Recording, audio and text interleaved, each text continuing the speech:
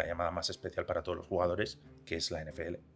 Me llamaron por teléfono, una videollamada con un hombre que se llama Matt, que me preguntó que qué tal estaba y que si quería ir a Londres a hacer el combine de la NFL. ¿Qué tiene que tener o qué tiene que hacer una persona para llegar a estas ligas? Yo quiero ir a la mejor liga del mundo, que es la NFL. Para mí es mi objetivo, y si alguien que esté jugando a esto y tiene ambición no es su ambición primera, mal, que se lo proponga. Porque al final tú no puedes intentar competir al máximo nivel y ser el mejor en un deporte sin querer jugar en la mejor liga. ¿Qué ha sido Madrid Bravos a nivel del fútbol americano español? El fútbol americano a su máximo nivel en Europa. Decidieron montar un proyecto muy ambicioso, muy ambicioso, que era estar en Madrid. Fue un boom. De repente Madrid se llenó de paradas de autobús con carteles de los partidos de Madrid. Las redes sociales eran rojas. O sea, de repente todo se había convertido en Madrid, es Madrid Bravos durante el verano. No había otra cosa.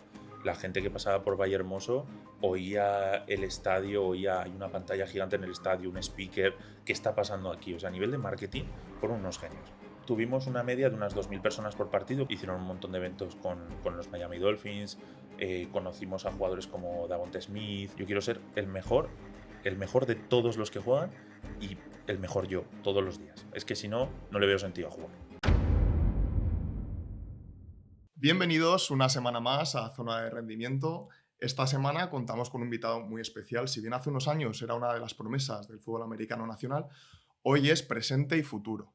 Gabriel Rodríguez, bienvenido. ¿Qué tal estás? Muchas gracias. Encantado de estar aquí, la verdad. Tenía muchas ganas. He visto los podcasts que habéis hecho con algunas personas que conozco y estaba nervioso ya de empezar. Para el que todavía no conoce ni sabe de dónde viene, ¿quién es Gabriel? Pues mira, yo soy un chico que ha nacido en Alcoriza, en Teruel, en un pueblecito pequeño, y que empezó en esto del fútbol americano por una casualidad. Yo jugaba fútbol como todos los chavales de España y tuve ahí una pequeña crisis existencial a la hora de pasar a juveniles porque no veía que eso me motivase ya a jugar, y estaba buscando un deporte con algo más de contacto porque siempre pues, me ha gustado. Y estaba mirando el rugby a nivel universitario porque yo empezaba la carrera universitaria en marketing, y da la casualidad de que me encontré con uno de los entrenadores, de los primeros entrenadores que yo tuve, Isaac Bujan, que creo que tú lo conoces, en un centro comercial, y por tamaño y por capacidades simplemente físicas me dijo de ir a probar. Fui a probar en 2020 y desde entonces hasta ahora un amor por este deporte y una obsesión con él que no había sentido nunca. Empiezas en Zaragoza Hurricanes. ¿Cómo fue para ti esos primeros pasos? Fueron complicados porque el primer año fue el año del COVID. Fue un año duro a nivel de, pues nos estuvimos preparando, llegó el COVID en marzo y la temporada se nos cortó en seco. Pero sí que es verdad que los primeros entrenamientos fueron algo maravilloso. Yo me acuerdo ese primer día de ponerte casco y coraza, ese primer día de tener tu primer golpe, el primer contacto, de dar tú el primer golpe, de decir, bueno, este es mi deporte, este es el que yo quiero practicar. ¿Cómo fue para ti ese primer acercamiento? Porque claro, yo supongo que pasaste de estar haciendo un deporte que no haya contacto, que es el fútbol, o deportes más, digamos, normales, a llegar a casa y decir, papá, mamá, oye, creo que mi próximo objetivo es pegarme en una pista y ser jugador de fútbol americano.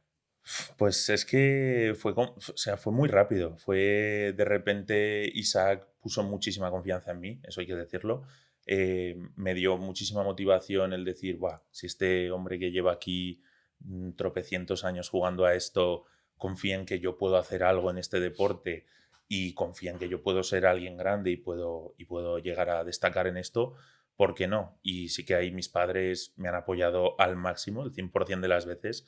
Y de hecho, cuando Isaac me propuso ese nuevo proyecto, ese nuevo reto de empezar a jugar a esto, yo le llamé por teléfono a mi madre y le dije, me acaba de pasar esto, ¿qué hago? Y mi madre me dijo, adelante, porque no lo vas a coger, ¿qué tienes que perder, no? Porque yo en ese momento, como os he dicho, estaba un pelín perdido, no sabía qué deporte hacer muy bien. Y la verdad es que mis padres en ese aspecto, para adelante, empujando, han venido a todos los partidos, siempre han sido muy buenos apoyos para mí, por así decirlo. Hacemos una breve pausa en esta pedazo de entrevista simplemente para pedir una cosa que no cuesta nada y de verdad nos va a ayudar un montón a seguir trayendo invitados y a seguir creciendo el proyecto cada día un poquito más. Que es simplemente suscribirse aquí en YouTube, compartir, comentar. También os podéis seguir en nuestras redes sociales, Instagram, TikTok, que de verdad todo vuestro apoyo va a ser súper positivo para seguir creciendo y poder traer mejores invitados. Os dejamos con la entrevista. Gabriel, tú empiezas como casi todos los chicos del fútbol americano, que es por una detección fuera del campo de este deporte se te va a dar bien. Se te va a dar bien. Pero el fútbol americano contempla muchas posiciones, muchos perfiles. ¿Qué perfiles hay en el fútbol americano para aquellos que no conocen el deporte?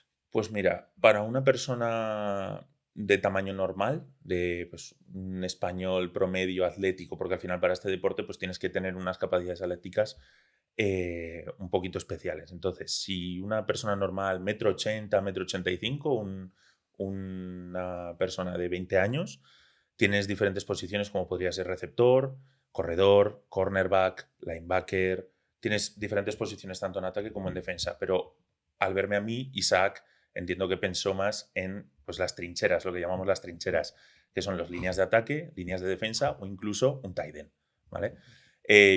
Yo como línea de ataque, pues al final protejo al quarterback y me pego contra la línea de defensa que intenta pegar a ese quarterback que yo tengo detrás. Y luego está el tight end, que es una mezcla rara entre un receptor y un línea de ataque, que hace las funciones de bloquear, hace las funciones de coger pases, y era un poquito el sueño que tiene todas las personas de mi tamaño de decir, wow, ojalá algún día llegara a ser tight end, ojalá llegara a salir a coger un balón, a hacer un touchdown, pero bueno, al final te enamoras de la posición de la que más juegas y cuando empecé a jugar de línea de ataque me pareció algo espectacular.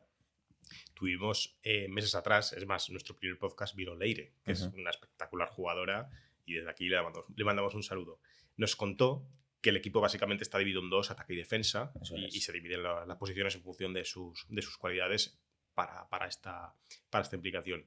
Si tuvieras que asociar para una audiencia que todavía no sabe un poco pues, esas posiciones que has nombrado, si tuvieras que hacer la comparativa a un fútbol convencional, ¿cómo serían la equivalencia? ¿Esta sería pues, el mediocentro? ¿Esto sería el delantero? ¿Cómo sería para que una audiencia lo pueda más o menos asociar?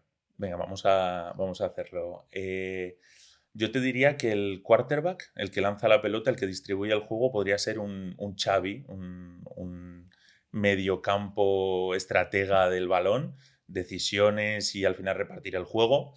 Luego tendrías un poquito mi posición, ¿vale? Voy a hablar de mi posición, la línea de ataque, que es un poquito el trabajo gris, ese mediocentro defensivo que roba balones, que protege al equipo desde atrás. Y luego yo para mí tendrías como las estrellas, que son los receptores, los que al final el mediocentro les pasa el balón, el quarterback, y anotan touchdowns y se llevan pues, los méritos, ese Mbappé, ese Cristiano Ronaldo, esos jugadores que al final están para brillar ahí.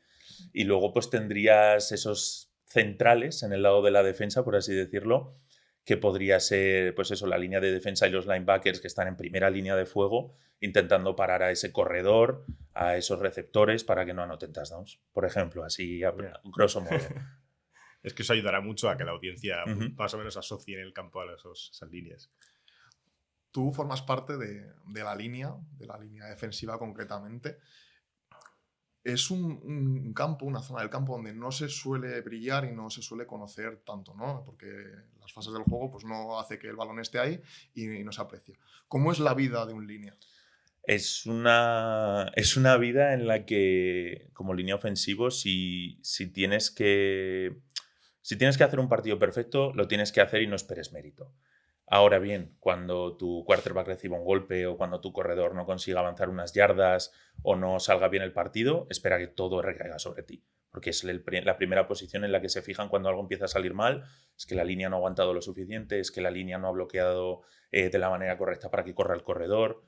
Es un trabajo gris, como te digo. No esperes mucho mérito. Ahora bien, para la gente que entiende del deporte y la gente que de verdad se fija, cuando haces un partido bueno y te lo agradecen, a un línea ofensivo le hace el cielo. Vamos, o sea, a mí me encanta cuando alguien que de verdad entiende de este deporte se fija un poquito en el trabajo que hago y se fija en, hostia, lo ha hecho bien, hostia, aquí puede mejorar, porque es como al final a ti te pueden dar un poquito de feedback, porque al final tú no anotas touchdowns, tú no lanzas pases de 50 yardas, tú no haces 60 tacleos por temporada, tú al final te dedicas a empujar a gente que no toquen a tu quarterback y a disfrutar de eso, a disfrutar del mérito de que el partido vaya limpio, por así decirlo. La gente que no conoce el deporte pues ve esos agarres o esos empujes del rival y no termina de entender bien lo que está pasando ahí. ¿Qué pasa? ¿Qué sensación se tiene cuando se estaba tacleando o bloqueando? Pues es una sensación de adrenalina. Al final las jugadas son jugadas de 10-12 segundos. El cuerpo se pone a tope en un chasqueo de dedos y hasta que vuelves a oír el silbato tienes que estar a tope. Tú tienes, por así decirlo, yo estoy en la línea ofensiva. Detrás tenemos al quarterback que nos canta la voz, ready, set, hat, sale la bola y ahí tu cerebro se activa, empieza a venir todo el mundo hacia ti, empiezas a parar gente que quiere golpear a tu quarterback y cuando ves salir la bola y llegar a las manos del receptor, que la coge, va al touchdown y ya vas con él a celebrar, no sé, es que es eso lo que es adictivo, esa dopamina que te genera esa felicidad, yo creo que es lo que nos engancha a todos. ¿Y qué características tiene que tener un buen línea? Tienes que ser muy perseverante, muy disciplinado, porque al final tú todas las jugadas haces un poco lo mismo, voy a decir, al final tú tienes protección de pase o bloqueo de carrera, tienes muy simplificado esas dos facetas, no un receptor tiene un montón de árboles de rutas que puede hacer diferentes trayectorias para que el quarterback le pueda pasar el balón, pero para ti es disciplina y técnica, tienes que ser muy técnico, tienes que siempre hacer los mismos movimientos para que el rival te vea los menores fallos posibles de los que se puede aprovechar, intentar no caer en engaños. Y un poco eso, el estar preparado para que te intenten engañar y te intenten golpear con todo lo que tiene. Yo supongo que es una posición que, además de muy técnica y estar muy preparada, que no es improvisación, se tiene que nacer, y eso es obvio, que tienes que nacer con unas cualidades muy concretas, ¿vale? No vale todo el mundo para esa posición, pero también hay una parte que es el entrenamiento. ¿Cómo se tiene que entrenar esta posición? Pues nosotros, los líneas, tenemos que entrenar muy pesado. Tenemos que entrenar, tenemos que mover bien de peso en el gimnasio, tenemos que tener un core muy fuerte, porque al final tú juegas en una posición, por así decirlo, en una sentadilla parcial y ahí te mueves. O sea, tú no llegas a levantarte prácticamente nunca. Entonces tú juegas en una posición de sentadilla en la que tú agarras a una persona y te intentan mover. Entonces el core, los brazos, la espalda tienen que ser súper fuertes. Y luego una cosa que la gente se olvida mucho en nuestra posición es que tienes que ser un atleta. Da igual en qué posición juegues, da igual que me veáis con el tamaño que tengo. Yo soy una persona de 2 metros y 150 y pico kilos y aún así yo corro mucho más rápido de la que la gente se piensa, me muevo lateralmente muy rápido porque al final yo me enfrento contra gente más pequeña que yo y más ágil. Entonces yo tengo que saber moverme de manera lateral, hacia atrás, correr. Entonces es un entrenamiento que en el gimnasio tiene que ser muy pesado, pero tiene que estar combinado con un entrenamiento al final de atleta, de puro atletismo, de correr, de poder saltar, de poder moverte, desplazamientos laterales rápidos. O sea, es un entrenamiento muy, muy completo, de los más completos, diría yo. ¿Qué consejo darías a aquel chaval que se está iniciando en el fútbol americano, se está desarrollando como jugador de línea? ¿Qué consejo le darías como jugador profesional? Yo lo primero que le aconsejaría es que sea muy coachable, que escuche mucho a sus entrenadores, lo primero de todo, y que a partir de ahí pregunte mucho a la gente veterana y se prepare en el gimnasio. Yo es una cosa que me costó entender, es una cosa que yo no veía necesaria, incluso ya hablaremos después, pero yo hasta que yo no pasé mi primer año de fútbol americano a nivel profesional en la Liga Europea, yo no vi necesario realmente entrar al gimnasio. Y yo era una persona que a nivel fortaleza física, por así decirlo, potencia física, iban por debajo de algunos de los compañeros que yo tenía en esa liga. Pero es algo que si desde pequeño coges una cultura de gimnasio y coges una cultura de saber entrenar, es algo que te va a ayudar muchísimo. Y a mí, vamos, he dado un salto de calidad en estos años solo por eso. Ahora entiendo que estarás en una parte más off-season o más parte de estar preparándote para la próxima temporada, incluso preparando nuevos objetivos.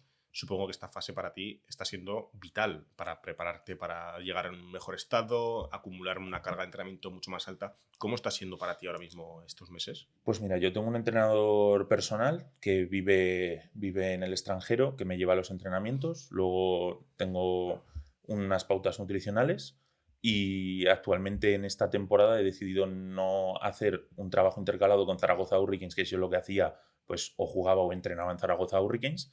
He decidido simplemente centrarme en hacer un trabajo de off-season pura y duramente para prepararme yo. Y la verdad es que estoy súper contento. Es una cosa que necesitaba hacer porque yo vengo de empalmar muchas temporadas de Liga Europea con jugar aquí en la Liga Nacional y además ser entrenador. Y es algo que me quitaba mucho tiempo, que me ocupaba mucho la cabeza y de verdad que necesitaba centrarme una temporada en hacerlo por mi cuenta, en separarme un poquito de lo que es el fútbol nacional, sin dejar de estar apoyando ahí a mi gente, pero haciendo un poquito por mi cuenta el trabajo. Digamos que regenerar todos los sentidos, ¿no? Eso Regenerar es. mente, cuerpo y todas las facetas.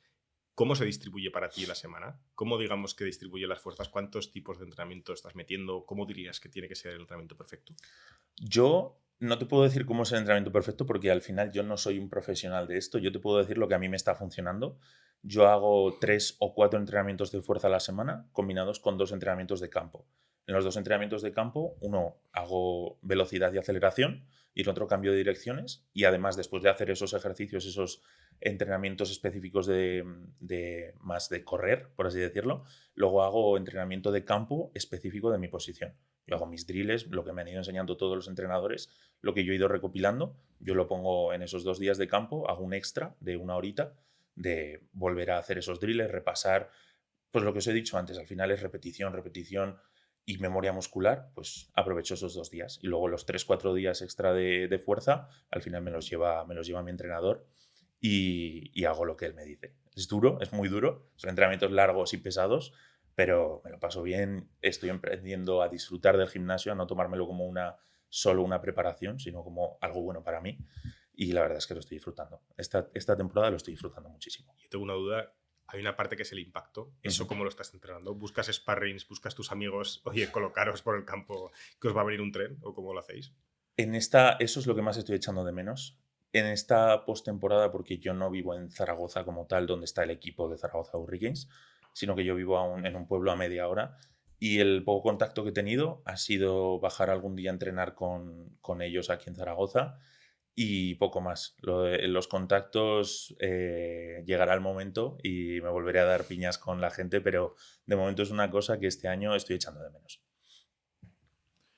Para la gente que no conoce el fútbol americano o incluso confunde el fútbol americano con el rugby, ¿cómo podríamos explicarles las diferencias que hay entre ambos deportes? Pues mira, aquí te voy a decir que es que empezando que son 2 deportes totalmente diferentes.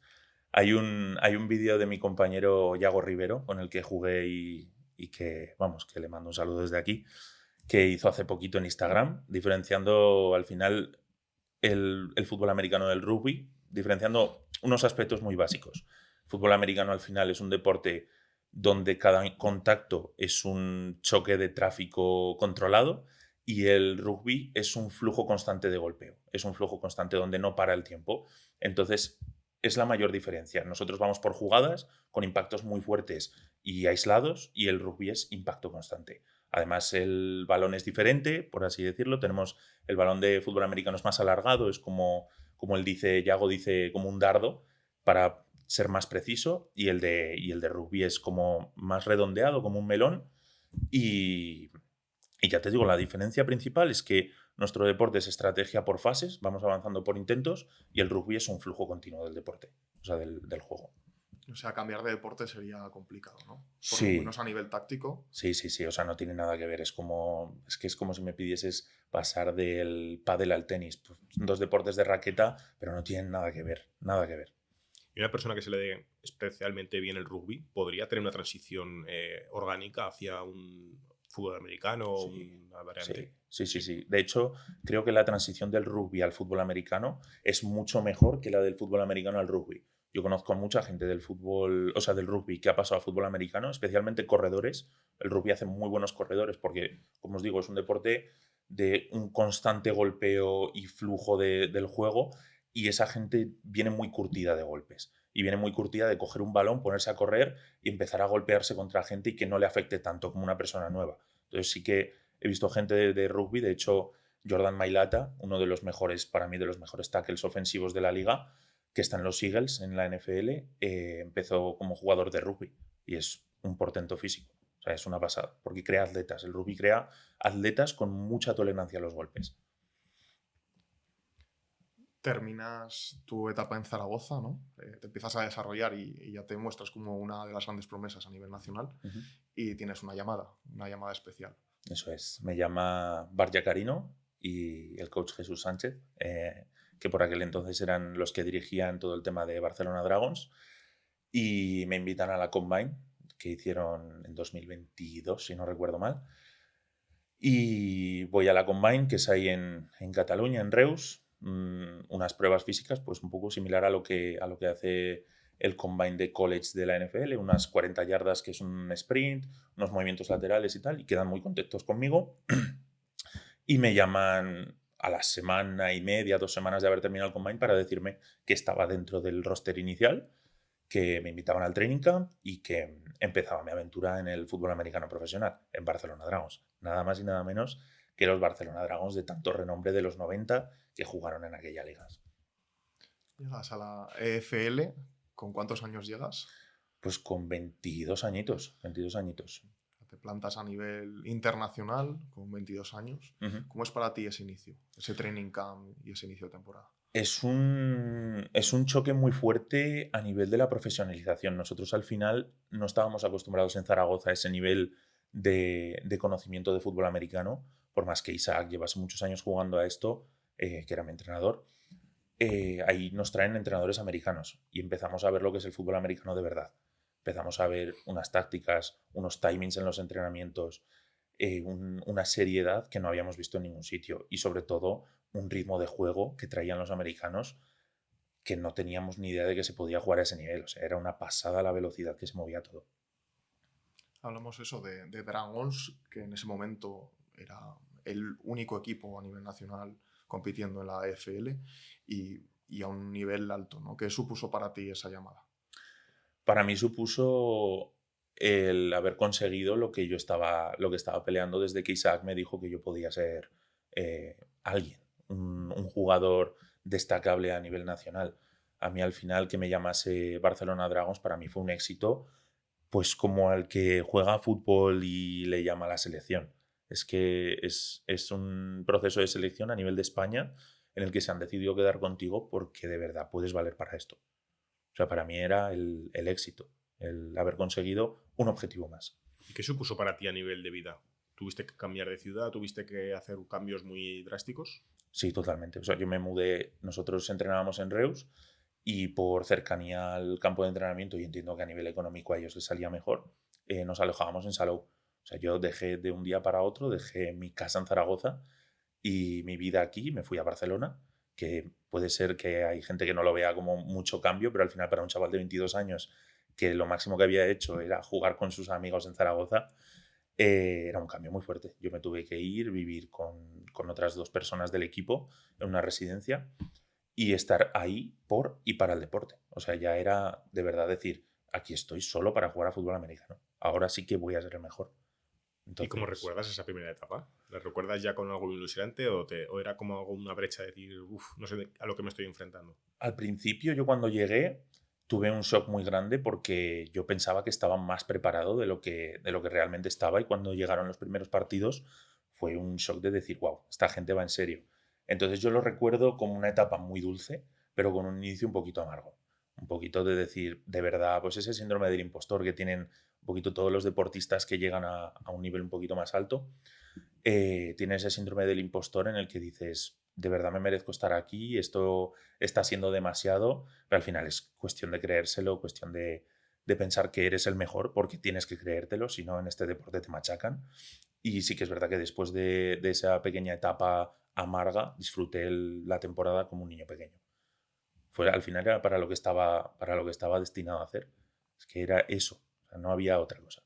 ¿Empiezas jugando directamente o tenías rivalidad dentro del equipo? Tuve rivalidad al principio. Yo en los primeros 3 partidos tuve un chico noruego, bueno, danés, perdona, que se llamaba Matías, que cogió mi posición y pese a que yo me veía progresando muy bien, los primeros partidos hay que decir que yo no estaba preparado para jugar. Él era un veterano, tenía 31 años cuando llegó al equipo, o 29, y sí que es verdad que me costó un poquito eso asumirlo, porque yo empecé en Zaragoza siendo titular y a nivel nacional muy bien, muy cómodo. Y cuando llegué ahí, ver que me costaba contra gente como Alejandro Fernández, que fue el chico de Barcelona Dragons que más destacó, y decir, wow, igual, pues eso, lo que no estoy preparado para esto.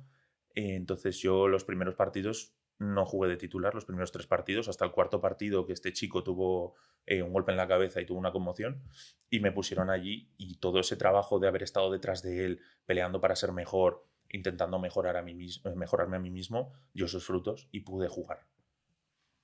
¿Cuándo alcanzas tu mayor nivel ahí en Barcelona?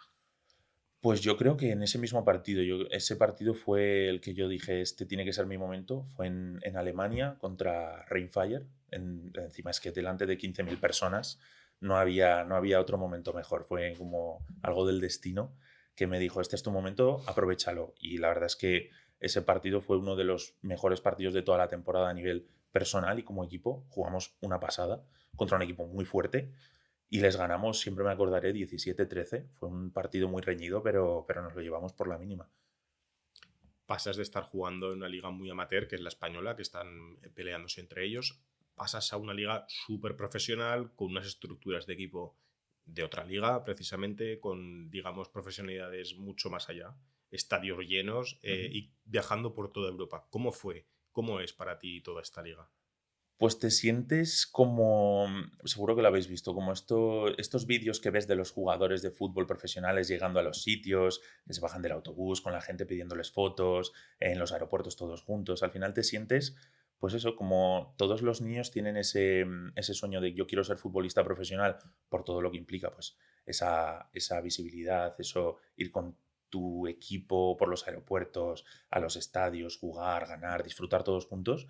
Al final es lo que buscamos todos y yo lo conseguí en un deporte un poquito especial, pero al final yo me veía así. Yo me veía como, wow, estoy aquí uniformado de Barcelona Dragons, con todos mis compañeros, mis entrenadores, llegando a los sitios, la gente nos respeta, nos viene a buscar en buses, nos llevan a los sitios, hoteles, al final del partido, llegas allí, entras al estadio, los fans gritando, es una pasada. O sea, es lo que te digo, al final es el fútbol americano a su máximo nivel en Europa. Entonces, es lo que todo el mundo quiere hacer. Además, tú tienes la ventaja de que has hecho un montón de deportes y que conoces los contextos que hay. El fútbol americano tiene un componente especial que es la defensa de la integridad de los compañeros, ¿no? Entonces se generan unos vínculos incluso familiares. Sí. Y además tú los has vivido a un nivel de máximo nivel, rosters muy grandes de personas, compromisos muy serios. ¿Cómo fue para ti ese inicio? Pues yo no sabía que se podía generar un amor por un compañero y un sentimiento de protección tan grande, porque en fútbol al final, que yo es lo que más he practicado o en otros deportes, no lo generas, pero cuando de ti depende que a un compañero tuyo no le hagan daño, entonces ya sí que entiendes lo que es generar un sentimiento de protección por esa persona. Y cuando esa persona te protege a ti también, se genera un vínculo, lo que tú dices, casi familiar. O sea, la mitad de las personas que yo conozco en mi vida a día de hoy, un 75%, son gracias al fútbol americano y son de mis mejores amigos. O sea, son personas que yo sin ellos es que no sería quien soy a día de hoy. Me han enseñado muchísimas cosas. Creo que gracias a Dios yo les he podido enseñar también muchas cosas y nos hemos complementado súper bien y nos hemos protegido. Sobre todo, yo creo que ese sentimiento donde más lo he sentido ha sido en Zaragoza. Al final es el equipo donde tú naces, donde los veteranos te protegen, cuando tú pasas a ser un poquito más veterano tienes que proteger a los novatos, donde tienes esas novatadas, esos rifirrafes entre compañeros y lo que crea un sentimiento de familia enorme allí. Estamos en Barcelona, estamos en esta liga tan profesional que acabas de arrancar. ¿Cómo es ese banquillo? ¿Cómo es ese equipo para el que no entienda cómo es un equipo de este tipo? Es un equipo muy competitivo. Nosotros empezamos a jugar partidos y a ganarlos. No, prácticamente nadie se creía que nosotros fuésemos a ganar, porque al final los españoles siempre somos más pequeñitos que los alemanes, los austriacos, pero empezamos a ganar. No entendían muy bien el porqué, pero al final dentro de todo esto era muchísimo trabajo, una familia muy grande dentro del banquillo y al final ese carácter que tenemos los españoles, más cariñosos con nosotros mismos, más protectores y tal, no lo veíamos en ningún otro equipo y es lo que nos diferenciaba del resto. Nosotros luchábamos por nosotros, o sea, por cada uno de nosotros y por los que teníamos al lado y veíamos que en eso los equipos alemanes, los equipos austriacos eran un pelín más egoístas, más individualistas, más fríos. Y es lo que les ganaba, en los que les ganábamos era en actitud, en corazón, en dejarnos todo en el campo. ¿Cómo eran los prepartidos para ti? ¿Conectas? ¿Tú notabas ya que la gente conectaba de una manera distinta? ¿Veas prepartidos muy concretos? ¿Trances o situaciones en las que os conectabais entre vosotros? Mira, nosotros en Barcelona era un vestuario muy curioso porque la defensa se ponía a cantar rumba, mientras que el ataque era un vestuario un poco más callado, diría yo, un poquito más en silencio, pero al final nos acabábamos contagiando y nos lo pasábamos pipa. O sea, eso sí que es verdad que los prepartidos, hay gente que se los toma un poquito como un trance espiritual, como se ponen a meditar, se ponen a hablar consigo mismo, que es un poquito lo que a mí me ha ido pasando según ha evolucionado el tiempo, pero yo al principio en esa época lo veía más como una fiesta. Prepartido era una fiesta con mis compañeros, era algo que teníamos que vivir todos juntos, que nos teníamos que motivar. Y en ese momento oír la rumba en el vestuario de al lado, que era el de la defensa, a mis compañeros de ataque riéndose, hablando, tal, era como, pues lo que tú dices, entrar en un pequeño trance donde ya no importa nada más que lo que está a punto de pasar en la siguiente hora de partido. Eso se genera también, porque hablábamos antes fuera de cámaras, de la villa, de en qué se convirtió ese núcleo de esa villa completa de jugadores de Barcelona Dragons que acabó siendo esa gran familia. Pues nosotros nos alojan en, como os he dicho, en Salou, alrededor de una piscina de una de las villas de Salou. Había 3 bloques de edificios y todos esos bloques estaban llenos de jugadores. O sea, no había nadie que no fuese jugador. Había, creo, un entrenador en uno de los bloques, pero que no se quejaba mucho, no hacía mucho ruido. Al final, esos postpartidos, llegar a la villa y estar todos juntos, marcaba una diferencia muy grande. Es lo que os digo, al final nosotros nos tomábamos esto como un deporte profesional que a la vez era nuestro hobby, era lo que queríamos hacer. Y estábamos tan contentos por estar ahí que los problemas que hubiese fuera del campo no nos afectaban. Entonces nos lo pasábamos, pero espectacular en la villa. O sea, no digo a nivel de desfasarse, de pasarnos de la raya, pero nos quedábamos en los postpartidos, pues obviamente había fiesta después del partido si lo ganábamos, que por suerte era la norma, estábamos ganando muchos partidos, entonces era algo de ensueño, es lo que os digo. O sea, todo lo positivo de la convivencia de un training camp, pero sin lo negativo de ese machaque físico y psicológico. Cuando ya pasamos el training camp, al final era, sí seguías entrenando, seguías haciendo tu rutina de entrenamiento, pero ya no entrenabas dos veces al día, entrenabas por la mañana, por la tarde, ahora era un entrenamiento al día, durante 4 días a la semana y el resto del tiempo era disfrutar con lo que se había convertido en tu familia, en la villa de Salou. Yo imagino que eres la comunidad más respetada de toda Cataluña. O sea, nadie se acercaba a esa comunidad ni por nada del mundo, ¿no? Los chavales que venían de los viajes de BAU típicos que hay después del bachillerato, que se alojaban, no solían meterse con nosotros. 11:30 en la cama todos. No, había alguno que sí que se pasó alguna vez, pues veían los cascos, les llamaba la atención, nos preguntaban, tal. Y sí que se pasaban a preguntar mucha gente, pero no teníamos ningún problema. Al final ahí éramos muy queridos, ¿eh? Imagino que no había mucho problema. No. Se atrevía. Has hablado de que luego tenéis ciertos problemas, ¿no?, fuera del campo. Uh-huh. ¿Podrías contar un poco qué pasa y por qué Barcelona Dragons pues, acabas cerrando una etapa ahí? Pues yo acabo saliendo de Barcelona Dragons porque pese a que dentro del campo estábamos ganando muchos partidos y pasándolo muy bien, fuera del campo había muchos problemas a nivel de cosas que nos ocultaba el staff, cosas que no nos contaban, que deberían habernos contado, de problemas que estaban teniendo ellos personales e incluso financieros en algunos aspectos, y cosas que nos afectaban directamente a nosotros, como pues problemas con los pagos de las mensualidades nuestras, que tampoco eran una barbaridad de dinero, pero al final lo que te hacía falta para estar ahí, para comer, prácticamente. Y luego esos problemas acabaron llegando pues a los fichajes que venían con otro estatus económico o con otra mentalidad, porque para ellos al final esto era un trabajo, para nosotros no deja de ser un hobby, porque no te puedes ganar la vida con esto, es un hobby, al nivel que estaba yo en ese momento en Barcelona.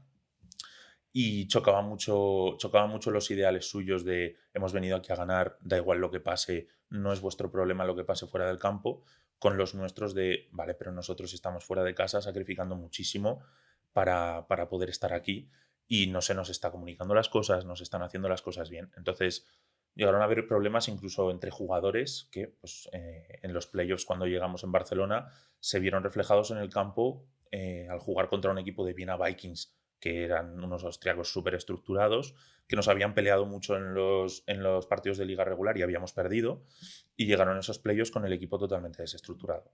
Gente que decía que no deberíamos estar jugando porque el staff no se merecía nuestro esfuerzo, jugadores que decían que daba igual el staff, que daba igual lo de fuera, que teníamos que jugar, y muchísimas lesiones se acabaron juntando y mi cabeza dijo hasta aquí, no, es otro año más así, yo no voy a estar, porque sabía que al año siguiente el staff y los owners del equipo iban a ser los mismos y decidí pues no continuar en Barcelona Dragons. O sea, yo cuando terminó la temporada yo lo tenía muy claro. Y entonces llaman a la puerta otros equipos, entiendo. Eso es. Sí que es verdad que entre Barcelona Dragons al final de la temporada de Barcelona Dragons llama primero la llamada más especial para todos los jugadores que juegan a esto, que es la NFL. Me llamaron por teléfono, una videollamada con un hombre que se llama Matt, que siempre lo recordaré, que me preguntó que qué tal estaba y que si quería ir a Londres a hacer el combine de la NFL. Básicamente fue una llamada muy directa, me estuvo preguntando alguna cosa más personal a nivel de lesiones y tal. Y cuando terminamos la llamada, al poco tiempo me enviaron unos documentos para firmar, como que confirmaba mi asistencia al combine de la NFL en Londres. Y ahí empezó una etapa que yo no me esperaba vivir ese año, porque era mi primer año de fútbol americano profesional y de repente me planté en Londres. Fue una pasada. Para alguien que no sabe lo que es el combine exactamente, ¿podrías explicar a la audiencia qué es y de qué va todo ese tema del combine? Pues mira, el combine que se hizo y que se lleva haciendo mucho tiempo es un combine que se llama International Players Pathway, que es para los jugadores internacionales, es decir, que no son de Estados Unidos. Para llegar a la liga, a la NFL, primero tienes que ser seleccionado en este combine. Primero que te inviten y luego que te seleccionen en el combine. Y básicamente lo que haces ahí es estar una semana entera, un alojamiento pagado en Londres, comida pagada, etc, etc. Y te dedicas a entrenar y a prepararte para, en 3 días, hacer todas las pruebas que hacen pues, en el combine de la NFL de college, que son las 40 yardas, el Pro Shuttle, el Econ Drill, y luego tienes pruebas como salto de longitud, salto de distancia, el Broad Jump, y pruebas físicas como press de banca y alguna otra prueba de flexibilidad, movilidad, etc., para que vean que estás bien, que estás preparado físicamente para hacerlo. Y por suerte o por desgracia, de momento yo y Alejandro Fernández, de Iceman, que lo llaman así, hemos sido los 2 únicos seleccionados para este programa, españoles, cosa de la que estoy muy orgulloso, pero me encantaría volver a repetirlo y esta vez con mejores resultados. Y estuvimos ahí una semana entera en Londres. ¿Cómo fue para ti? ¿Qué hicisteis ahí dentro? Yo personalmente llegamos al hotel, nos vinieron a recoger, a esto ya sí que fue nivel más superestrella imposible, nos vinieron a recoger a Alejandro Fernández y a mí con unos carteles al aeropuerto como 2 personas ahí súper famosas, un taxi nos llevó al hotel y cuando llegamos en la cama del hotel tenía un montón de ropa de Nike, zapatillas, toallas, botellas, etc. Un montón de cosas que te dejan como para darte la bienvenida. Y ahí te dedicas los 2 primeros días a descansar, porque nosotros veníamos de la temporada de Barcelona Dragons. Y a partir del tercer día empiezan los testeos físicos. Empezamos con el salto de altura y con el press de banca el primer día. Luego Yo aquí voy a hacer una pequeña parada porque me interesa. El test de banca son 100 kilos, ¿no? Si no me equivoco. Hacer el mayor número de repeticiones posibles. Eso es. ¿Cuántas hiciste? Yo no pude hacerlo. Venía lesionado del hombro y no pude hacer la prueba del press de banca. Pero en aquel entonces, yo, como os he dicho antes, yo no estaba preparado físicamente.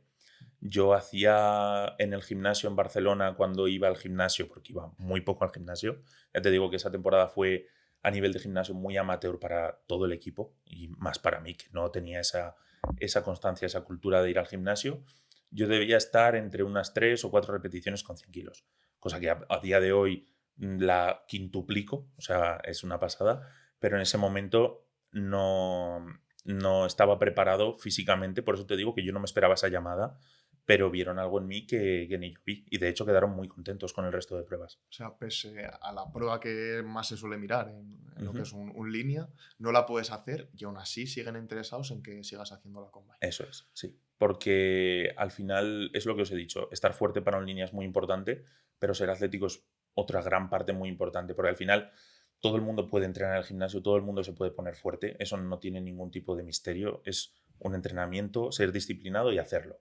Ahora bien, esas capacidades físicas de ser un tío de 2 metros que se pueda mover con la facilidad que yo me muevo, eso es mucho más difícil de entrenar a nivel de articulaciones, a nivel de impactos, etc., con los pesos que nosotros manejamos corporales. Entonces, cuando vieron que yo me movía hacia las 40 yardas en unos tiempos muy buenos y los desplazamientos laterales, quedaron muy impresionados. Pero al final el press de banca, tú puedes estar 2 meses entrenando en un gimnasio como un loco y puedes sacar 20 repeticiones en 100 kilos más con mi tamaño. O sea, yo mido 2 metros y peso, en ese momento pesaba 135 kilos, 140 kilos. Al final es pura y duramente entrenar y entrenar y ser disciplinado, que es algo que yo no tenía en ese momento. El entrenamiento de gimnasio yo no lo tenía integrado en mi vida. En la combine, ¿evalúan de alguna forma el nivel táctico y conocimiento del juego que tenéis? Sí, te hacen una serie de entrevistas para ver hasta qué nivel tú sabes de fútbol americano. Quedaron también muy contentos en ese aspecto porque lo primero que te preguntan es cuánto tiempo llevas jugando a este deporte. Y yo cuando entré en Barcelona Dragons llevaba 2 años. Y cuando me empezaron a preguntar cosas, quedaron bastante impresionados con el nivel de conocimiento que yo tenía para haber estado jugando solamente 2 años. Entonces, si te empiezan a preguntar, pues un poquito qué posición juegas, te ponen formaciones en una pizarra, que las identifiques y qué harías si en línea de defensa reacciona de esta manera, te empiezan a preguntar esas cosas. Y empieza la combine, tú vas empezando a hacer pruebas, ¿hay una clasificación o os van clasificando en función de lo que vais haciendo o cómo van haciendo esa clasificación para luego seleccionar al Tier 5 o Tier 10 de cada una de las...? Nosotros no tenemos ni idea de cómo hicieron esa clasificación, porque a nivel de pruebas físicas, como os he dicho, las 40 yardas, los movimientos laterales, yo era de los que mejor las hice a nivel de tiempos, porque ahí en el momento te dicen los tiempos y tú vas escuchando los tiempos de los demás y vas escuchando tus tiempos y dices, hostia, entre el top 5, top 3, top 2 en algunas pruebas, y yo pensaba, digo, oye, si están contentos, estoy haciendo las pruebas bien, igual te seleccionan, igual pues al final si te seleccionan allí te vas durante otros 3 meses a entrenar a Florida.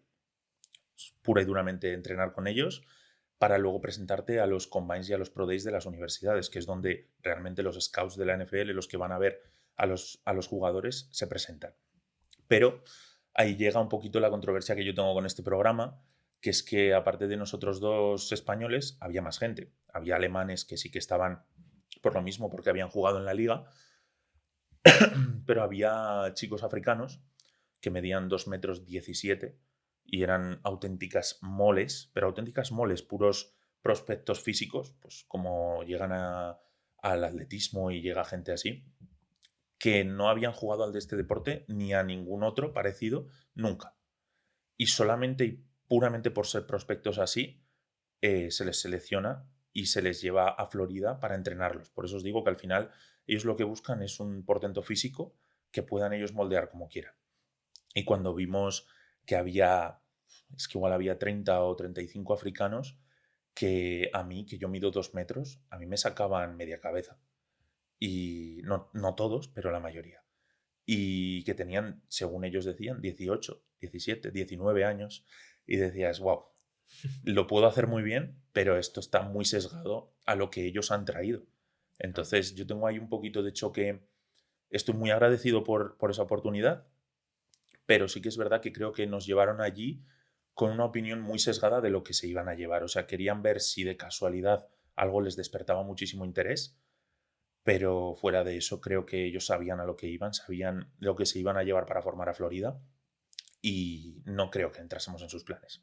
Claro, o sea que fue un poco una manera de justificar, esta selección, digamos. O sea, dentro de una liga europea yo entiendo que sería, pues eso, no vamos a llevar estos 30 seguidos, bueno, vamos a tener en cuenta un poco las ligas, aunque luego en otros ya sepamos de primera manera ya quién va a ir a esta selección del college. Eso es que al final seleccionaron en ese año a 15 personas que habían jugado la Liga Europea.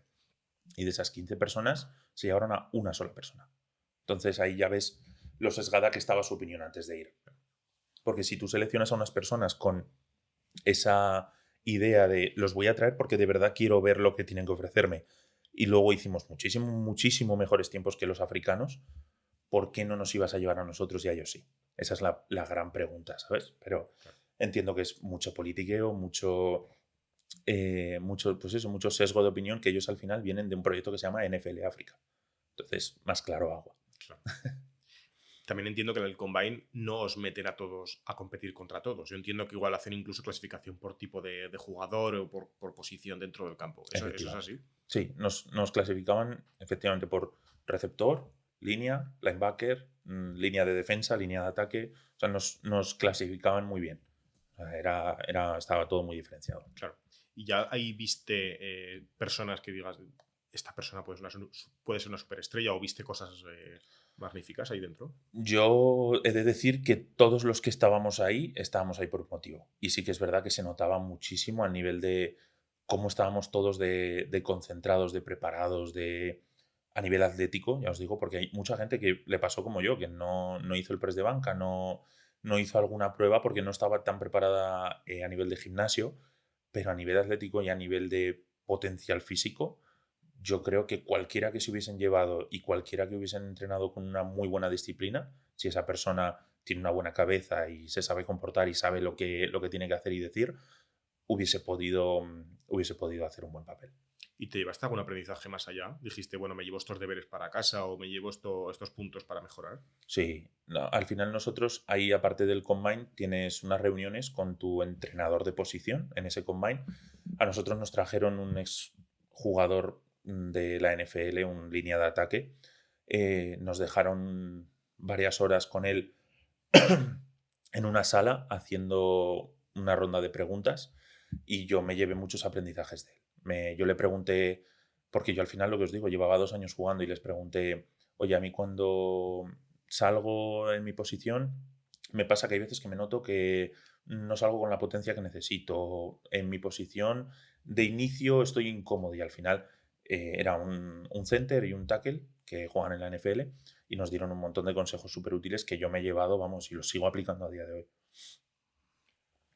Sí, si bien es cierto que la NFL está Combine, acaba ahí, no tienes la posibilidad de ir a Florida, se te abre otra puerta. Sí, con esto de la Combine se abren muchas puertas, porque una vez que te seleccionan para esto, la gente dice, bueno, si alguien ha visto algo en él, ¿quién soy yo para llevarle la contraria? Adelante. Se abrieron muchísimas puertas, pero me llamó la atención muchísimo un proyecto nuevo que surgía en Suiza, más que nada porque a nivel de staff, de los entrenadores que había, era gente legendaria, gente que había ganado Super Bowls, gente como entrenador y como jugador que había ganado Super Bowls. Y dije, qué mejor sitio para seguir aprendiendo, como aprendí en su momento en la Combine de esa gente. Dije, si yo he aprendido en una semana todo esto en una Combine, ¿qué puedo aprender en una temporada entera con un jugador como, por ejemplo, Pete Metzelaars, que era un tight end legendario de los Buffalo Bills? Estuvo allí y fue mi entrenador de línea y aprendí una barbaridad con él. Entonces dije, adelante, vamos a aventurarnos a este proyecto. Vas a Suiza y ¿cómo es para ti esa etapa?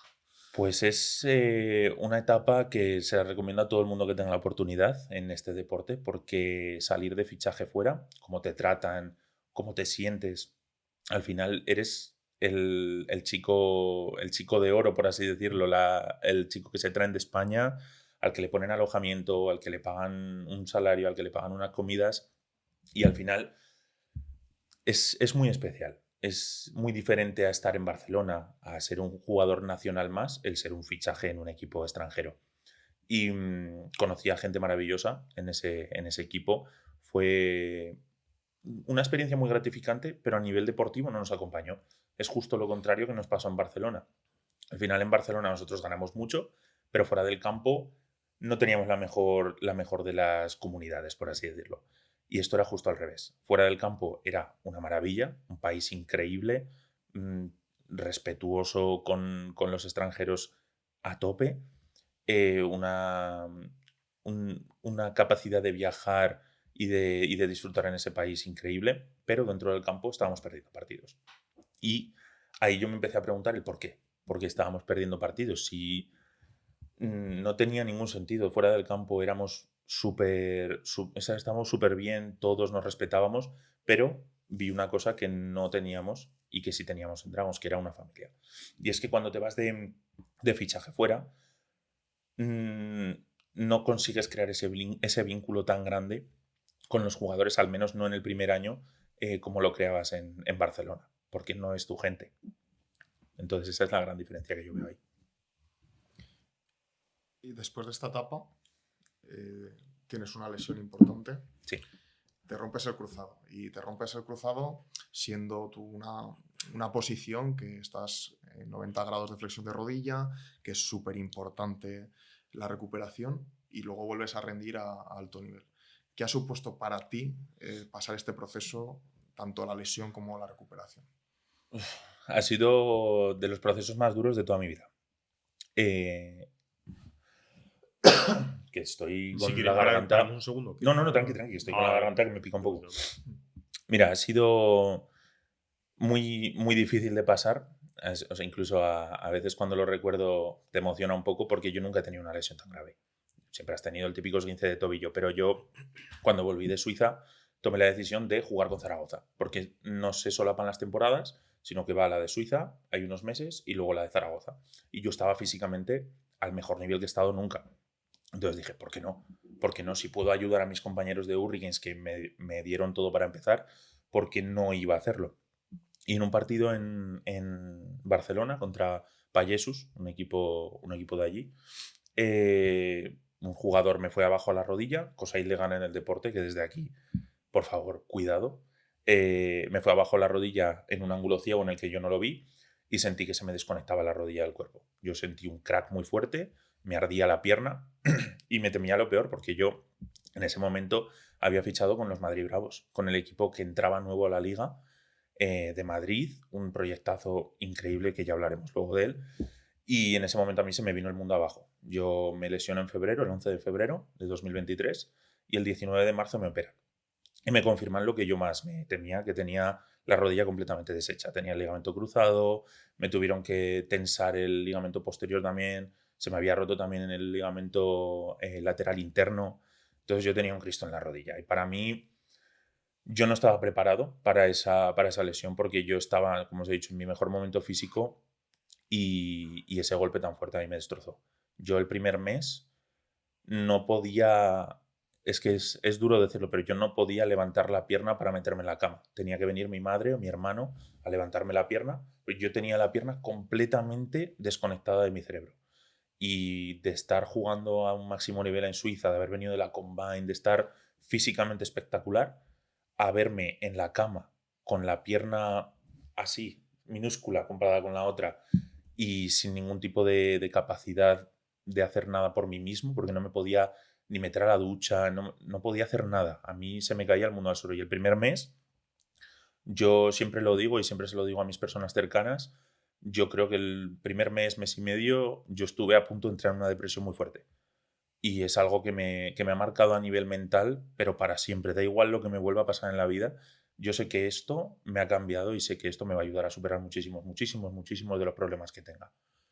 Como toda lesión, supone un cambio de rumbo inesperado, porque al final tú tienes unos planes a medio plazo y a corto plazo, que es saltar a un Madrid Bravos, a un equipo otra vez profesional, un proyecto que acaba de emerger espectacular, y de la noche a la mañana nos viene una lesión que nos cambia la hoja de ruta y es más, nos manda una casilla de salida que es, pues es lo que decías, una miotrofia enorme, un músculo que le hemos perdido para siempre y 6-8 meses por delante de decir, bueno, ¿cómo me repongo y cómo recuperamos? ¿Cómo fueron para ti todos estos meses de prepararte? Pues mira, yo me acuerdo que lo primero que le pregunté a la cirujana y al traumatólogo fue, yo empiezo la liga en junio, llego a la liga y me habían operado en marzo. O sea, hablamos de marzo, abril, mayo, junio, 4 meses. Me dijeron, no. Me dijeron, primero preocúpate de volver a andar. Eso es. Y después preocúpate de volver a trotar y luego prueba a jugar. Y me dijeron que, pues seguro, que hasta como muy pronto, finales de agosto, lo que me conllevaba que hubiese llegado a los playoffs, si en caso de que llegase. Y yo, cuando me dijeron eso, pues obviamente mal, muy mal. Yo estuve la primera semana en mi casa llorando y cuando ya asumí lo que había, fue un proceso de recuperación muy duro, en el que yo tuve que acudir a Jaime Pomar, que es Jimmy, que creo que igual tú lo conoces, Sí. que es fisio de Zaragoza Urriquis de toda la vida, ha sido fisio de selección, etc., que me ayudó una pasada con la recuperación, pero yo me planté en diciembre con una rodilla mucho más floja de lo que yo me esperaba. Me costó mucho dejar las muletas, me costó mucho volver a correr, me costó mucho volver a hacer todos los procesos. Sí que es verdad que a nivel de movilidad recuperé súper rápido, pero a nivel de fuerza me estaba costando muchísimo. Y yo creo que viene un poquito por ese aspecto de no haber tenido esa cultura de gimnasio, que es algo por lo que yo siempre insistiré en que la gente joven no se fíe de que no se va a lesionar nunca, porque esto te puede llegar hasta el que más preparado está, pero contra más preparado estés, menos te va a costar recuperarte después. Porque yo sentía que si yo me hubiese preparado mejor físicamente, si hubiese estado desde antes de Barcelona yendo al gimnasio, la recuperación en vez de un año como fue, hubiese sido 6, 7 meses para volver a poder correr, porque yo he visto a gente de mi deporte que se ha lesionado y en 6 meses volver a jugar, pero yo no era el caso. Y yo volví a firmar otra vez el contrato con Madrid Bravos en cuanto terminó su temporada. A mí confiaron en mí y me dijeron, queremos que estés en el año que viene en el equipo, recupérate porque te esperamos. ¿Qué pasa? Que yo tenía que ir para Madrid el 1 de abril y yo en diciembre estaba con dificultades para correr.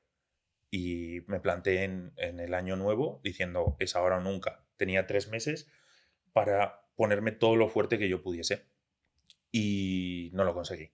Yo me fui a Madrid asumiendo un riesgo muy grande. Yo tenía una asimetría de fuerzas de más del 40% entre una pierna y la otra, cosa que si le preguntáis a Jaime, a Jimmy, es ridículo. O sea, no tenía que haber ido a Y jugar. la probabilidad de romperte otra vez es Efectivamente. extremadamente alta. Efectivamente. Y Sí. es lo que más tenía yo en la cabeza era eso. Pero bueno, decidí tomar esa decisión y me planteé en mi primer año de Madrid Bravos, lo que fue su segundo año de Madrid Bravos.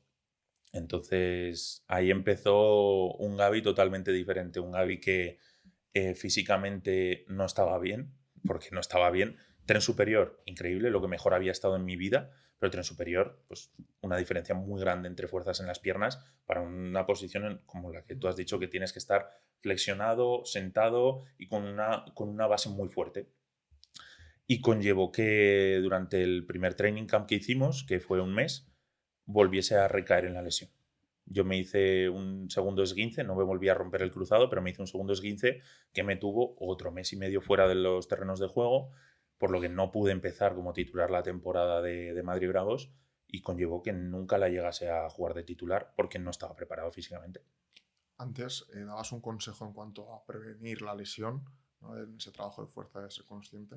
¿Qué consejo darías una vez ya te has lesionado y no tienes más remedio para poder facilitar pues, ese proceso de vuelta tanto a nivel mental o a nivel físico, en base a tu experiencia? Es que depende mucho de la lesión. Yo te voy a hablar de la de rodilla, que es la que yo he tenido. Yo aconsejo a la gente que no se quede quieta, que no deje de hacer deporte, porque puedes hacerlo, puedes hacer lo que tu fisio te mande a hacerlo, hazlo, de verdad, porque es que cuesta mucho, duele muchísimo la rodilla, muchísimo. Pero cuando empecé a hacer lo que Jaime me decía, flexiona, haz ejercicios para fortalecer el vasto interno, haz ejercicios para volver a generar esa fuerza en los cuádriceps. Entonces entiendes el por qué te lo mandan. Porque dices, hostia, que he estado 2 meses con las muletas y de repente en una semana he dejado las muletas, puedo volver a andar, puedo volver a subir escaleras, a bajar escaleras, que es algo que no te piensas nunca que vaya a pasar, pero de repente pierdes la capacidad motriz de subir escaleras. Entonces, sobre todo, que escuchen a su fisio, a su traumatólogo y que sigan una buena rutina de recuperación de rodilla, de volver a ganar esa masa muscular. Yo creo que se aplica un poquito a todas las lesiones, pero como no te sé decir otro tipo de lesiones, la de la rodilla sí, 100%, escuchar, ser muy pacientes, no correr, porque si te saltas una fase y vas a la otra, pues volver a recoger muy fácil, porque eso es un tendón que está intentando ser un ligamento. Entonces hay que tener mucho cuidado. Yo por cerrar ya el tema de lesiones, porque al final es un deporte que aquel que lo amamos, somos conscientes de la realidad, del riesgo que hay de un golpe mal dado, de un infortunio. Es un deporte que te puedes lesionar, que es lesivo, ¿no? De ahí que se juegue siempre con una ambulancia, ¿no? Tú has tenido que vivir casos pues, complicados, ¿no? Sí, De accidentes, de riesgo. Por poner en conocimiento pues, a la gente pues, que el deporte tiene estas consecuencias. sí, yo he visto uno de mis mejores amigos, Alex Kaimak, que lo llamamos aquí en Zaragoza Botas. Yo he visto cómo se destrozaba la pierna, pero destrozar la pierna de que se le quedaba el tobillo colgando. Y bueno, luego vimos que tenía todos los ligamentos del tobillo rotos, la pierna partida, tanto peroné como tibia, y ver cómo se lo llevaban en la ambulancia en medio de un partido y decir, wow, qué shock. O sea, de repente ves un tío ahí con la pierna deshecha y luego tienes que seguir jugando el partido. Entonces, sí, hay que tener mucho cuidado y sobre todo con los golpes en la cabeza. De hecho, comentábamos antes fuera de cámaras, ¿no? Que ha habido un cambio de normativa años atrás para prevenir estos traumatismos, pues a la que la evidencia científica dice que es peligroso. De hecho, antes el casco se utilizaba no para proteger, sino para Un arma. golpear. ¿Ha influido en el juego este cambio de normativa? Sí, muchísimo. O sea, tú piensas que antes gente más mayor que ha jugado aquí en Zaragoza, a mí me inculcó unos valores de utilizar la cabeza como un arma. Y es algo que, si tú de verdad lo llevas a cabo, vas a tener muchos problemas a nivel de cerebrales, de memoria, de cara al futuro, porque es que es algo tan delicado la cabeza y los cascos no estaban nada preparados antes para absorber los impactos como lo están ahora. Y pese a eso, el método de juego ha cambiado una barbaridad. O sea, ya no se usa la cabeza como un arma, sino se usa como una herramienta más. Como si fuese, pues en mi caso, como si fuese una mano más. Yo no puedo lanzarme con la cabeza como no puedo lanzar un puñetazo a alguien. Entonces yo, en mi posición, juego pasivo con las manos, agresivo a la hora de agarrar, y la cabeza la uso como un tercer punto de apoyo en caso de que tenga que ejercer un punto más de fuerza. Pero antes los cascos, tú abres un casco antiguo, lo miras por dentro y las protecciones poco más que una huevera. Ahora tienen que si tecnología antiimpactos, que si almohadillas regulables con, bueno, una barbaridad de tecnología para evitar esos traumatismos que a muchos jugadores de la NFL se les ha llevado la vida. O sea, hay jugadores como Antonio Brown que lo han tenido todo y por esos traumatismos lo han perdido todo. Y es una pena ver que esas cosas pasen. Pasamos al momento de la entrevista que más disfrutamos Héctor y yo, porque aquí nos declaramos fieles seguidores de lo que ha sido el proyecto Madrid Bravos. Que para la gente que no lo conoce, que no conoce el mundo del fútbol americano, ¿qué ha sido Madrid Bravos a nivel del fútbol americano español? Pues Madrid Bravos ha sido una renovación, un aire fresco para el fútbol americano español, porque sí que teníamos Barcelona, pero no era un equipo que fue grande en los 90. Este equipo quería ser grande ahora.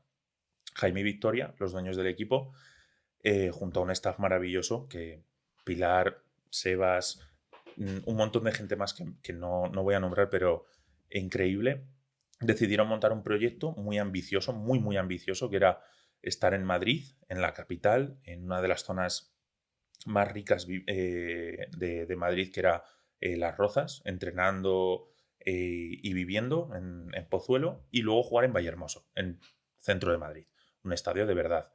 No, nada a las afueras, nada de estamos en Madrid pero jugamos en Ciudad Real. Esto era de verdad Madrid, era un proyecto ambicioso y así nos lo hicieron ver desde el principio. Nos construyeron un gimnasio, unas instalaciones espectaculares y ahí de verdad vimos a nivel nacional lo que podía ser un proyecto profesional de verdad, porque hasta ahora teníamos el proyecto de Barcelona, que era semiprofesional a mi punto de vista, y nos adentramos en un proyecto profesional de verdad, con unos general managers y unos owners de verdad implicados en lo que pasaba en el campo y de verdad preocupados por lo que nos pasaba a nosotros. Pasas por Barcelona, pasas por Suiza y ahora aterrizas en Madrid en otro proyecto profesional de un alto nivel bastante alto. ¿Qué diferencias viste respecto de los anteriores equipos? Pues mira, respecto a Suiza, Y respecto a Barcelona, la mayor diferencia que vi fue la profesionalidad de Jaime Victoria y de toda su organización. Al final, en Suiza teníamos un muy buen staff, pero era algo que era un proyecto nuevo que había sido prácticamente de un día para otro. Madrid Bravos se venía cociendo desde el primer año que nació la liga, pero ellos querían asegurarse de que todo lo que saliese, todo el producto final que saliese al mercado, fuese un producto respetable, que no hubiese cabos sueltos, que no hubiese, oye, ¿y el estadio este dónde está? Oye, ¿y dónde entrenamos? Y es algo que en Suiza sí que nos pasó. En Suiza, por ejemplo, nosotros empezamos a entrenar en un campo, cambiamos a otro que estaba bastante más lejos, volvimos al anterior, nos volvimos a cambiar a otro campo. Entonces, al final, esa profesionalidad de tenerlo todo tan establecido no la habíamos visto, por lo menos yo, no la había visto nunca en ningún otro equipo. Y Madrid Bravos fue el primer equipo que nos ofreció eso. Lo que pasa que sí que hubo un poquito de choque en España porque estaban conviviendo Madrid Bravos y Barcelona Dragons. Y había un choque de, ¿puede haber dos equipos profesionales en España? Eso es un poquito por lo que la gente no respetaba de inicio a Madrid Bravos.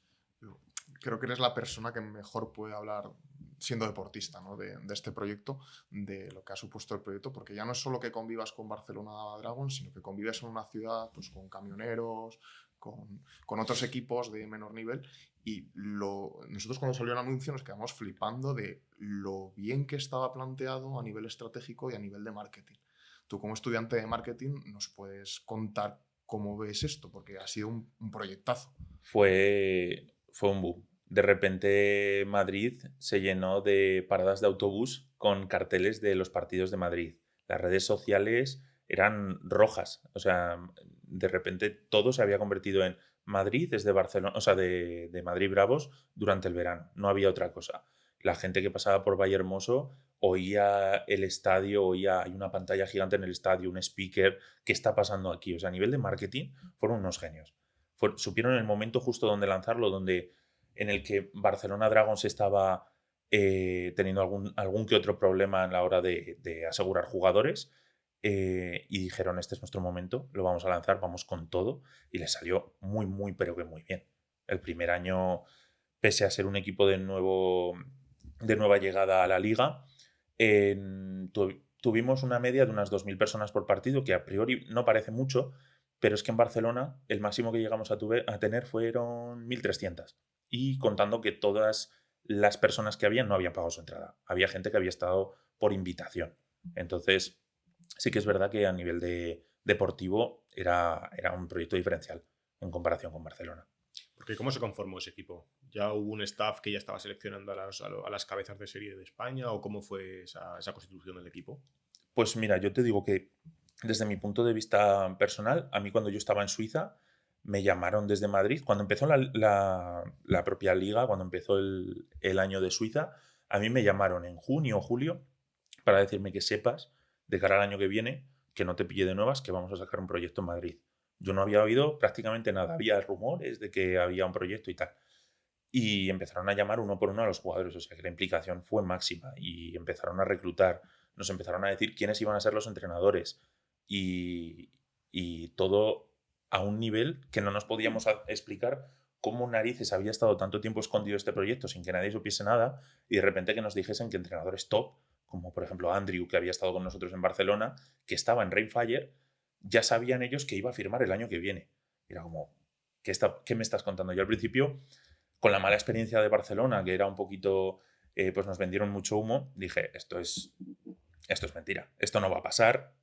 Y estaba un poco escéptico al principio, pero cuando vi que se empezaba a formar todo, empezaron a anunciar dónde se jugaba, los entrenadores, jugadores, dije, esto de verdad tiene buena pinta, de verdad va para adelante el proyecto. Y la verdad es que en ese momento tomé la decisión, cuando terminó la temporada en Suiza, de decir, Suiza ha sido mi segunda casa, me han tratado súper bien, pero vamos a probar otra vez en casa. Y más después de una lesión. Entonces, la verdad es que yo estuve muy sorprendido durante mucho tiempo de cómo lo habían generado. Y además se convierte en un paraguas para el fútbol americano español, de congregar jugadores nacionales, de potenciarlos a través de entrenadores extranjeros. Era un proyecto a largo plazo muy interesante para el jugador español, ¿no?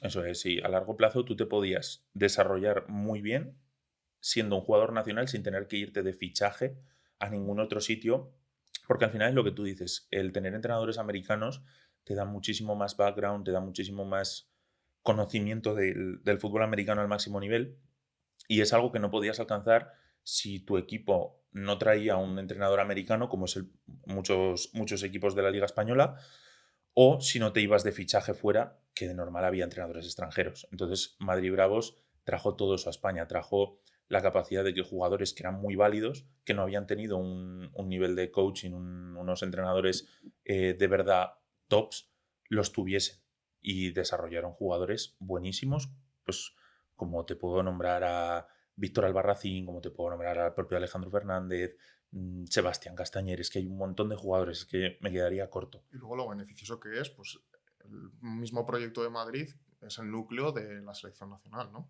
Eso es, sí.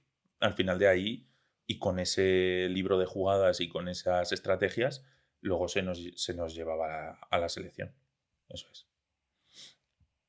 Para nosotros, hace unos meses, pues un mes y pico, nos sale el anuncio, ¿no?, de que Madrid deja de existir, ¿no? Se disuelve por las dificultades que han tenido.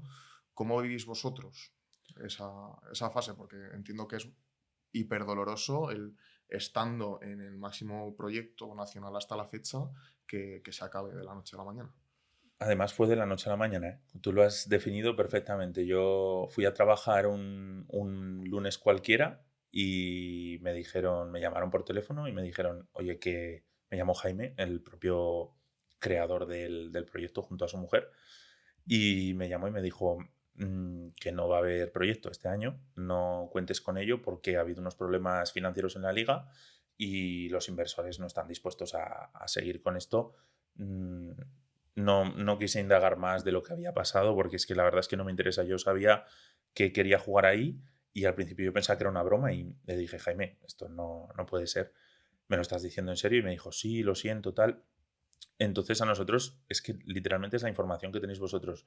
Nos ha llegado rumores de que fue por culpa de un equipo que debía dinero, pero yo no sé nada confirmado. Entonces yo no puedo ir vendiendo información falsa de nada de lo que haya pasado. Lo que yo sí que sé al 100% es que Madrid Bravos desaparece como equipo y de repente nos quedamos con un cuadro, el 100% de los jugadores nacionales no sabíamos dónde irnos, porque nosotros nos habíamos comprometido, de hecho, esto es algo que la gente que está más metida dentro del fútbol americano sabe, pero habíamos hecho 2 fines de semana en el que nos habían llevado a todos los jugadores nacionales y habían traído a todos los entrenadores americanos a Madrid para entrenar durante 2 fines de semana.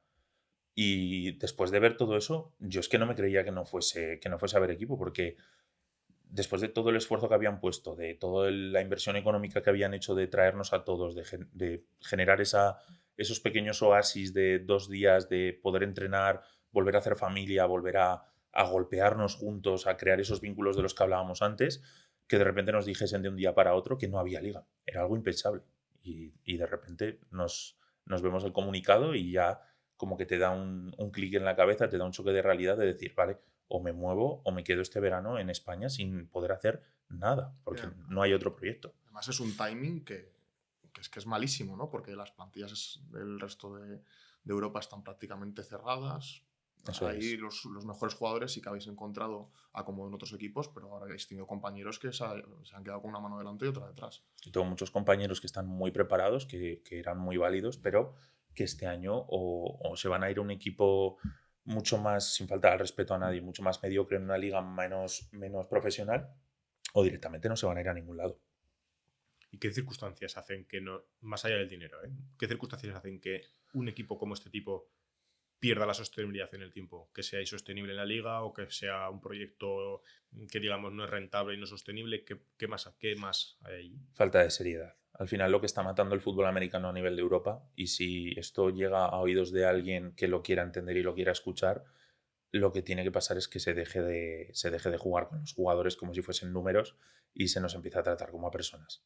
Se empieza a tratar a los equipos también como a franquicias respetadas y no como un nombre más en la liga, porque al final no hemos conseguido nada. O sea, todo lo que ha luchado la gente como...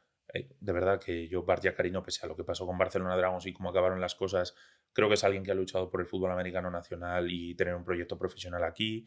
Todo lo que han luchado Jaime y Victoria, al final, por la falta de seriedad en la Liga Europea, se va al traste. De un día para otro desaparece el equipo y te cargas el fútbol americano profesional en España con todo lo que eso conlleva. Que es que no es solo Madrid Bravos, es que toda la visibilidad que nos iba a dar la NFL España se queda totalmente de lado. O sea, ya no hay un equipo en España que sea como... ¿Y la NFL en Europa o en España qué es? Era Madrid Bravos. Claro. Eso era lo que era Madrid. Tuvisteis vínculo con Miami Dolphins. Efectivamente.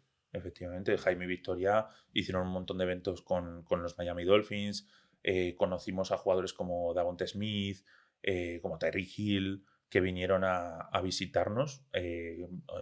Villanueva. Es que fue un choque de realidad el decir, ¿y ahora qué? Y luego para ellos también, ¿no? Porque da soporte logístico al propio equipo cuando vino a Madrid. Eso es.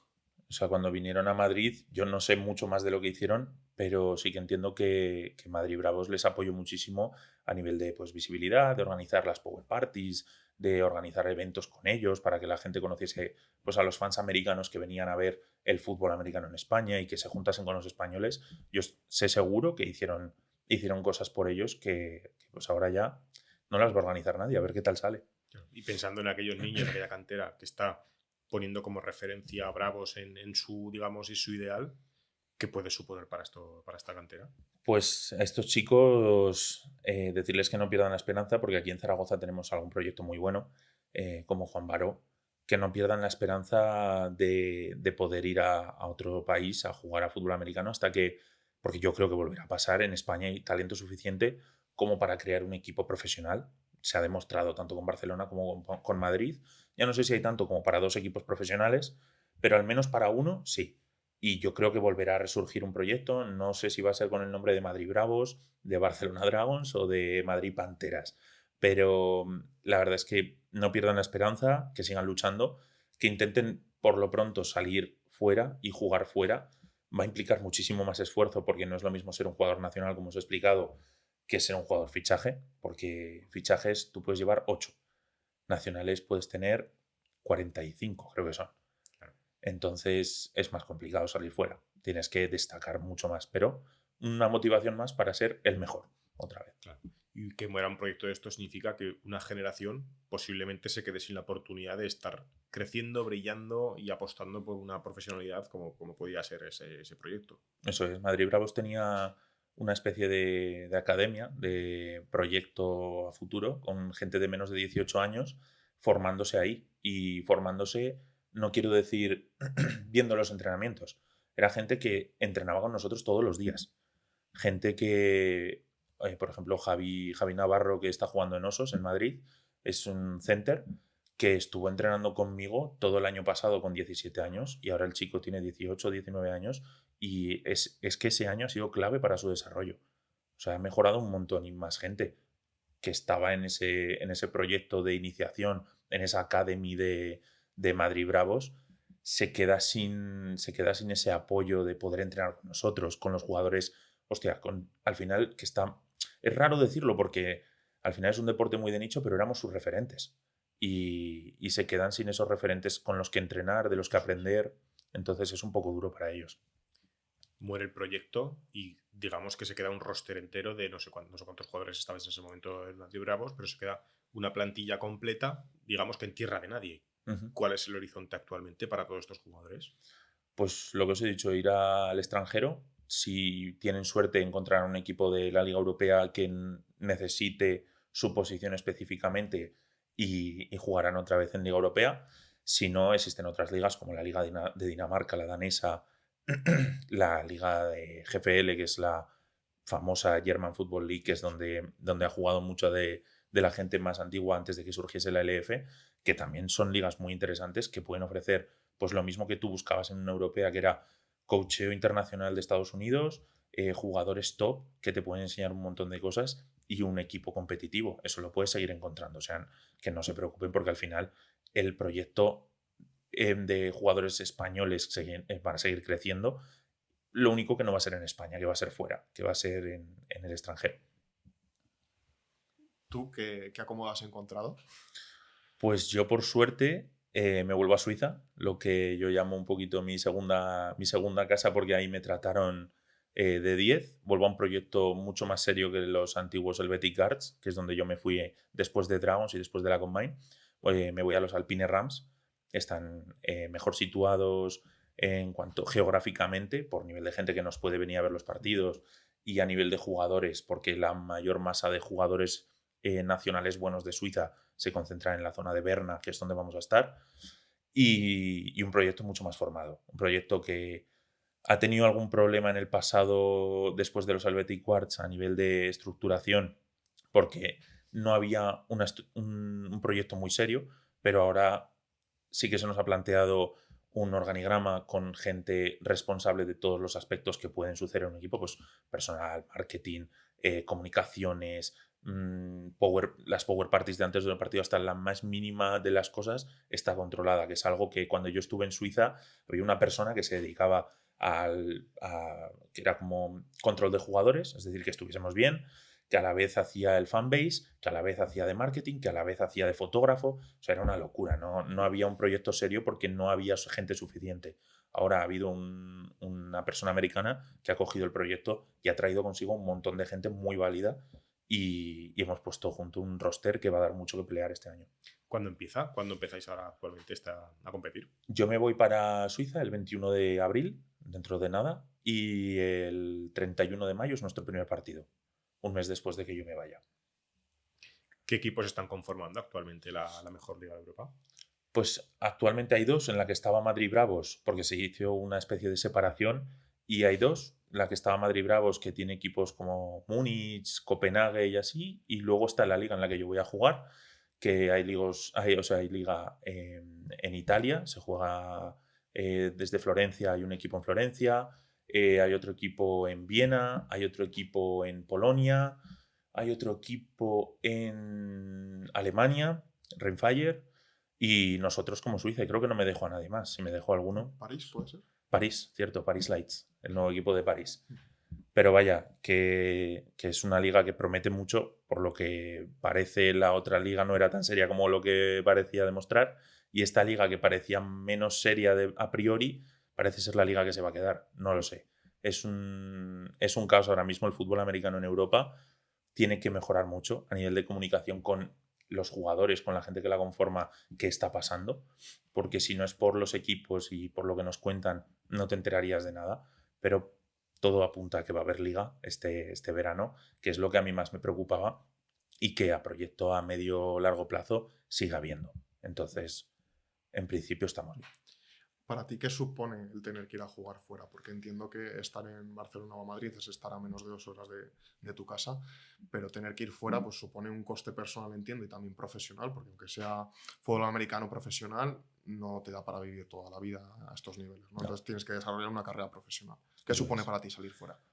Lo bueno que durante el periodo que yo me voy allí, yo tengo todo cubierto. Yo no tengo ningún gasto, que es lo bueno, me pagan los vuelos, me pagan alojamiento, etc. Y me pagan un salario lo suficientemente bueno como para poder vivir allí. Entonces, que ya es en Suiza.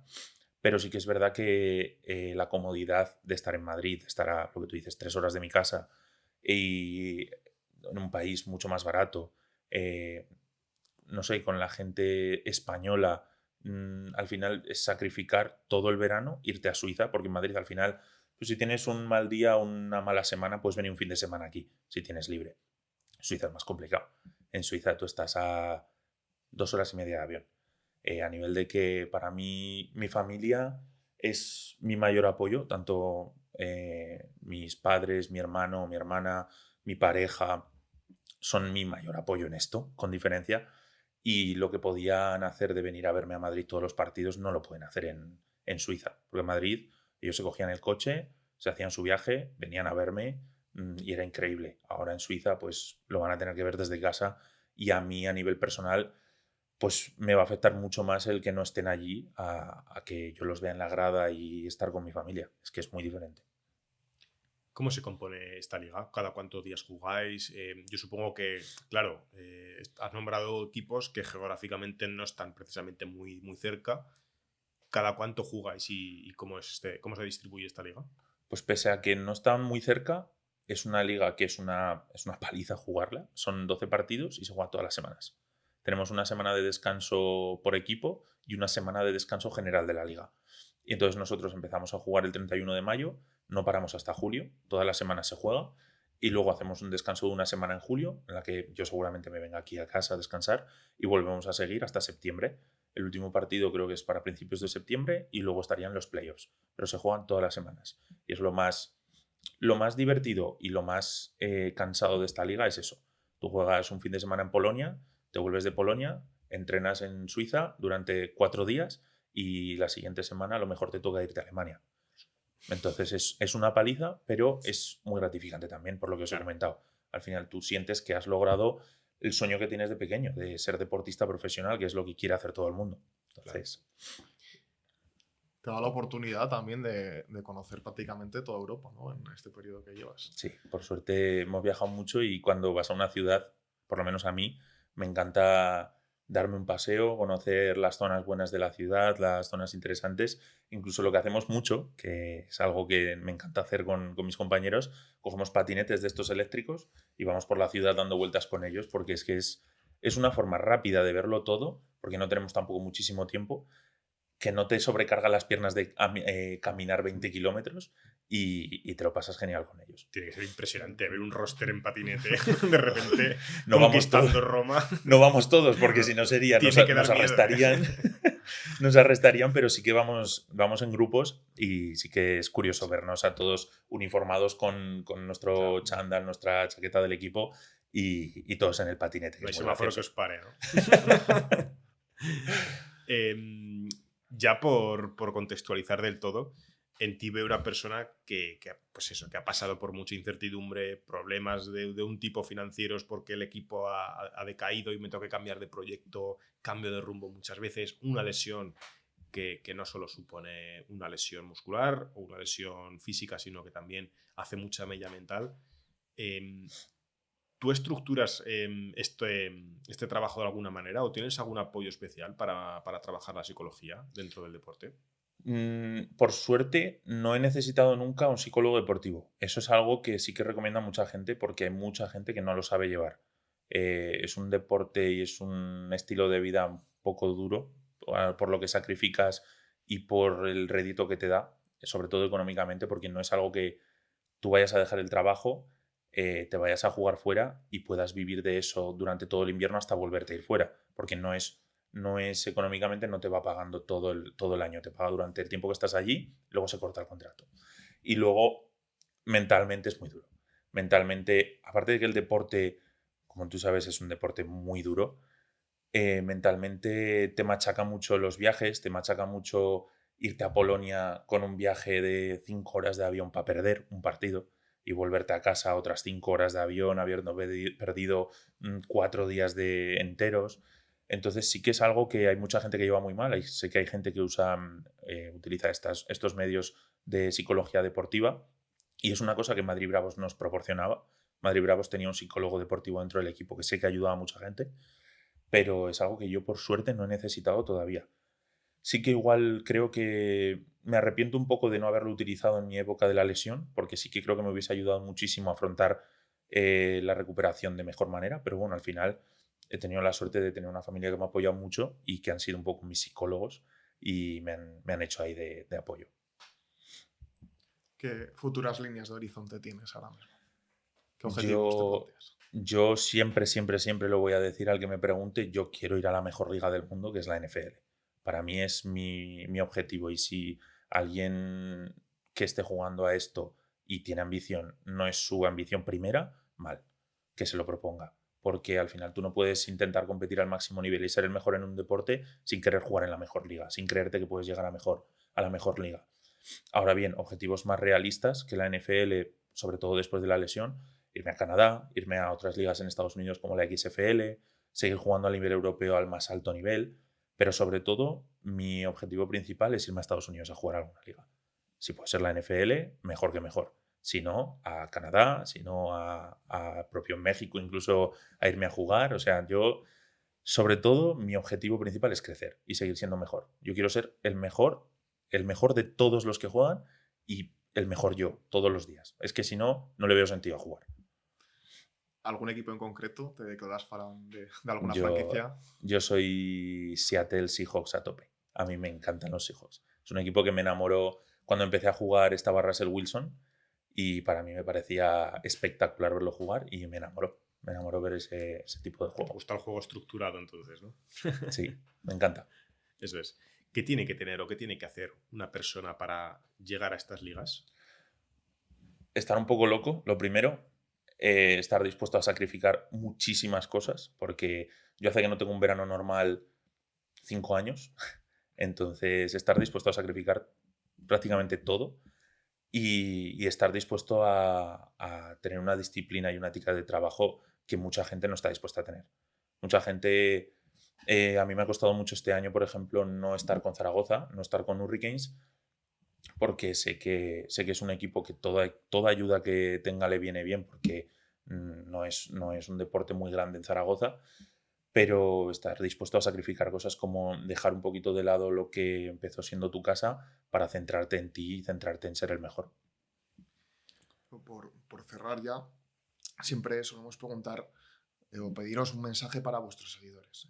Tú hablabas antes fuera de cámara que en el partido de la NFL de los Commanders contra Miami Dolphins, te paraba la gente porque te reconocía y tienes pequeños fans. Si pudieras mandarle un mensaje ahora mismo, porque seguro que lo están viendo, ¿qué les dirías?